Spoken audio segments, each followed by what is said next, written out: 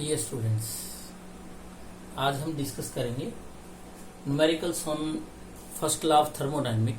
जैसे कि हमने लास्ट लेक्चर में डिस्कस किया था first law of thermodynamic. First law of thermodynamic में जनरली हम क्या कहते हैं कि amount of heat absorb by the thermodynamic system is used for increasing or changing internal energy and for small work done. dq is a small heat absorbed or produced by the thermodynamic system. So इस numerical में देखते हैं, अगर आपको first law of thermodynamic का derivation का देखना है तो वो हमारा लेक्चर है यूट्यूब चैनल पे लर्न फिजिक्स विद पंघाल, उस पे जाके आप देख सकते हैं। The temperature of 5 gram of air is raised by 1 degree Celsius at constant volume. Calculate the increase in its internal energy and given the specific heat at constant volume. तो इसमें हमने निकालना क्या है, पूछ क्या रखा है, इंक्रीज इन इंटरनल एनर्जी। तो हमें डी निकालना है। इसका मतलब हमें क्या चाहिए, we need we want to calculate du। So यहां से अगर dq equal to du plus dw है तो du का क्या हो जाएगा, अगर मैं इसको इंटरचेंज करके इसको इधर लेके आता हूं तो dq माइनस dw हो जाएगा। हमें जो स्मॉल वर्क डन है उसका फॉर्मूला हमें पता ही है, p into dv। p is a pressure, dv is a change in volume. तो हमारा जो ये फॉर्मूला है ये क्या बन जाएगा, du change in internal energy is equal to small heat absorbed और प्रोड्यूस्ड माइनस पी डीवी। अब यहाँ पे ये देखते हैं गिवन क्या है।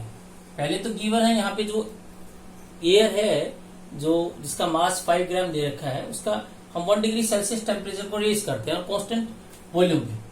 तो इसका मतलब mass of air is given 5 gram. Specific heat at constant volume is also given 0.172 calorie gram inverse degree Celsius inverse.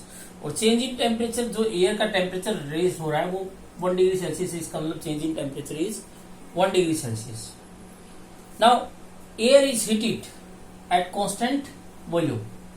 So constant volume that's means जो चेंज इन वॉल्यूम है वो 0 होगा। तो here dV equal to 0, change in volume is 0। Now this equation becomes when PdV equal to dV equal to 0, so du change in internal energy becomes dq. So this equation will become equal to du change in internal energy should be equal to small heat. Now we know the small heat equal to mass of air into specific heat at constant temperature into change in temperature at specific heat at constant volume CV. mass of air हमारे पास given है 5 ग्राम है। CV हमें ये भी given है 0.172 calorie gram inverse degree Celsius inverse. और change in temperature given है 1 degree Celsius. यहां से वैसे भी अगर हम यूनिट्स के बेस पे भी देखते हैं तो ग्राम से ग्राम कैंसिल हो जाता है और डिग्री सेल्सियस से डिग्री सेल्सियस कैंसिल हो जाता है। तो हमें बचता क्या है, कैलोरी। तो चेंज इन हीट हमारी कितनी आ गई, 0.186 कैलोरी। और 1 कैलोरी का जो फॉर्मूला होता है वो 4.18 जूल की इक्वल होता है। तो we can convert it into joule. We can multiply 0.86 into 4.18 joule, so it becomes 3.59 joule. So change in internal energy becomes equal to 3.59 joule. तो हमें क्या चाहिए था, इंक्रीज इन इंटरनल एनर्जी। सो इस सिस्टम में अगर हम देखें तो increase in internal energy becomes 3.59 joule. अब हम सेकेंड प्रॉब्लम डिस्कस करेंगे फर्स्ट लॉ ऑफ थर्मोडायनेमिक की, जैसे कि हम न्यूमेरिकल करने ही लग रहे हैं। तो जो सेकंड प्रॉब्लम है हमारी, इसमें क्या गिवन है, कम से कम अगर हमने न्यूमेरिकल सोल्व करनी है, न्यूमेरिकल प्रॉब्लम को एटलीस्ट 2 टाइम हमें पढ़ना चाहिए, देखना चाहिए, उसके बाद उसी में से सॉल्यूशन निकल आता है। 1 gram of water is boiled under a pressure of 2 atmosphere at 120 degree Celsius. If the volume occupied by water and steam under given conditions are respectively 10 to the power minus 3 meter cube and 0.824 meter cube. First हमने calculate करना है the work done and second increase in internal energy.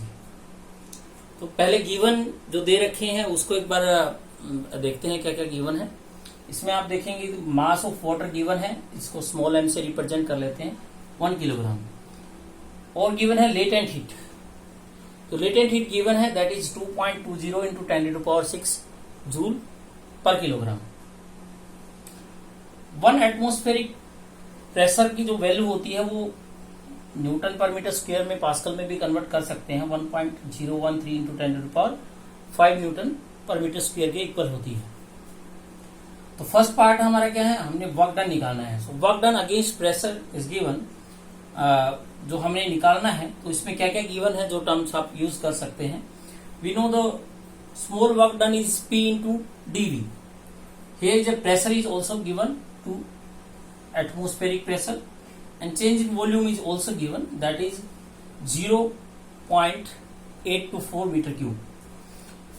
यहाँ पे ये value use कर सकते हैं। We can use 1 atmospheric is 1.013 into 10⁵ newton per metre square and the value of change in volume dV equal to 0.824 metre cube.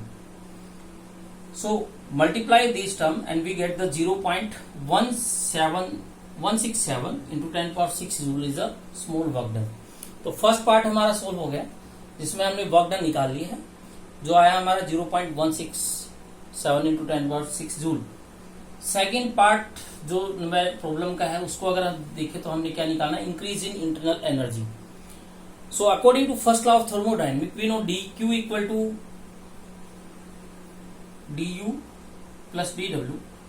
यहां से we can rearrange these terms and change in internal energy equal to dq minus dw, small change in heat and that is a small work done. So we know the small change in heat dq equal to m into L, mass into latent heat. So we can put these values in this equation. So increase in internal energy और change in internal energy equal to m into L minus D W. जो small work done है उसकी वैल्यू हमने पहले calculate already we have calculated. So we can put these values. Mass is 1 kilogram and latent heat 2.20 into 10⁶ and small work done is 0.167 into 10⁶। So 10⁶ को common ले लेते हैं तो यहाँ पे डिफरेंस आ जाएगा 2.20 माइनस 0.167। तो इसका कैलकुलेट करते हैं तो ये वैल्यू हमारी कितनी आ गई, 2.03 इंटू 10⁶ जूल।